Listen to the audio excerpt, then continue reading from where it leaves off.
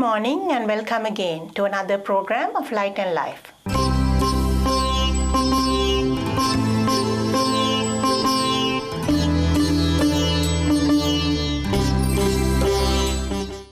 And then only there, that is where I met the late Ediriweera Soma. He asked the people, why don't you open a Sri Lankan temple? Right. So the first Sri Lankan temple was in a house in Springvale. A few Buddhist people got together and bought that temple, and Soma priest was the chief incumbent. After that, I think there were some problems, and Soma priest formed the Noble Park temple. That is also a small house, and he was the chief incumbent. And then he got down, I think, Horopatane Satindre Tero. We used to call him Podi Hamduro, and Soma priest was the Logu Hamduro. And then I used to help a lot there financially, because myself and a couple of others only got a lot of members and got this loan for the house. So that was the start of the the Noble Park temple. Later on, it was then temples started coming up. Yeah. That Noble Park temple was sold later on, and Soma Hamduro bought this Berik property, and that is the beginning of the Berik Sakyamuni Sambuddha Vihara. Yeah, and I can remember at that time we started this other Springvale temple, which now is the Keysborough temple. So I was instrumental in setting up the Dandenong temple. I know you paid for the mortgage for 1 year, I heard. Yeah, so that's how all these temples started, and later on the other side of the city, they started these temples. As I told you before, now every part of Melbourne there is a temple. And Marina, how did the Sinhala teaching or Sinhala program started, or the teaching? Let's concentrate on the Sinhala classes. Before that, I must tell you that all these temples, the Berik temple and the Noble Park temple, I can sew very well. And also the Manios temple in Dandenong, I'm the one who did all the drapes at my expense. And we all know that. Everybody knows about it. And then, of course, what is the next thing is, I just wanted to touch on how we started the Sinhala language classes. Kingsley and I started Sinhala classes because once we went for a lunch at squadron leader Joe Vikramasinghe's house, where we met Karu. And Kingsley, Karu Lienarachi. Then Kingsley told Karu that he was very sad that both his children, since coming to Australia, had forgotten Sinhalese. Karu said, we must do something about it. And Karu said, I can teach. Kingsley told, okay, I'll do all the groundwork. And actually, I can remember, Marina, the days I came here, Karu used to have classes in Monash. That is the class I'm talking of. Then Kingsley went to Sri Lanka and got all the books that was needed, and every week he used to put all these lessons on slides, and he used to take a projector and go to Monash Union Theatre for the classes. And a lot of children attended those classes, and I used to take all the refreshments for children, and we then Karu, Karu used to have a radio program with Vernon Abesekar. He got a half an hour program, and the first, all the lessons, Karu used to weekly do all the lessons. Actually, and my son Neil was the first student to go there, go for the lesson.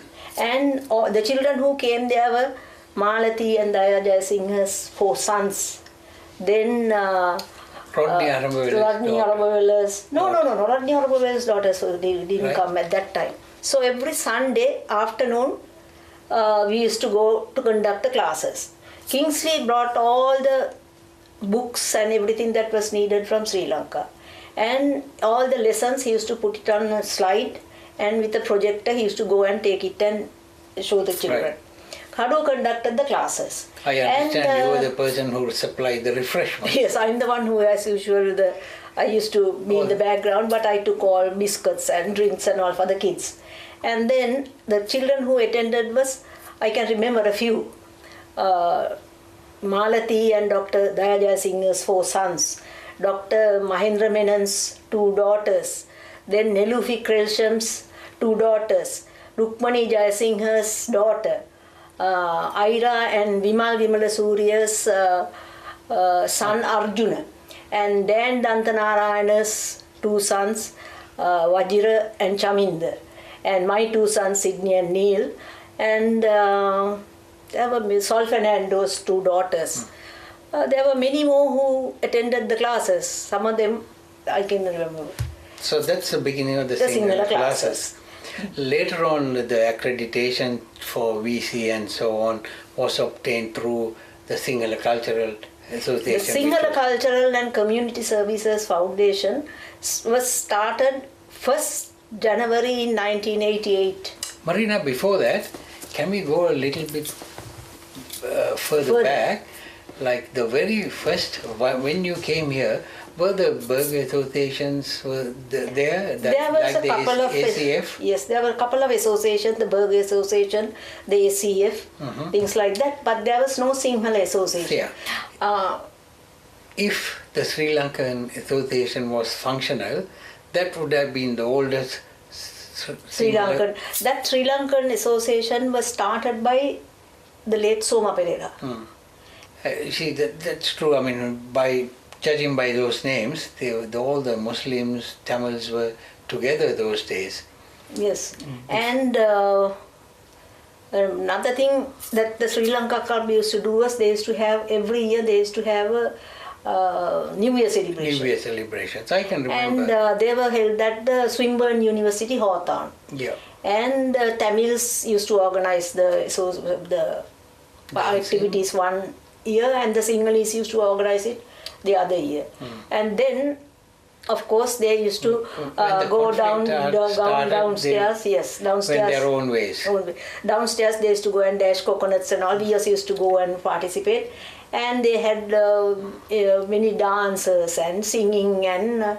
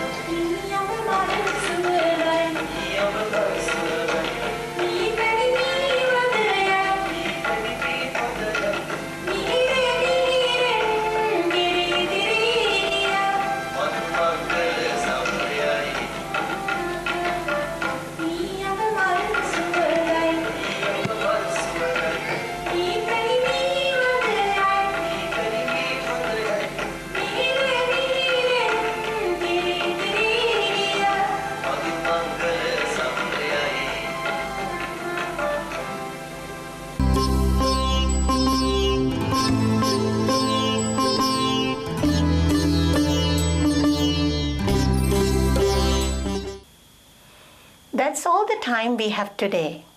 Hope you enjoyed the show. Till we meet again next Tuesday, I am Mihiri Disanayaka.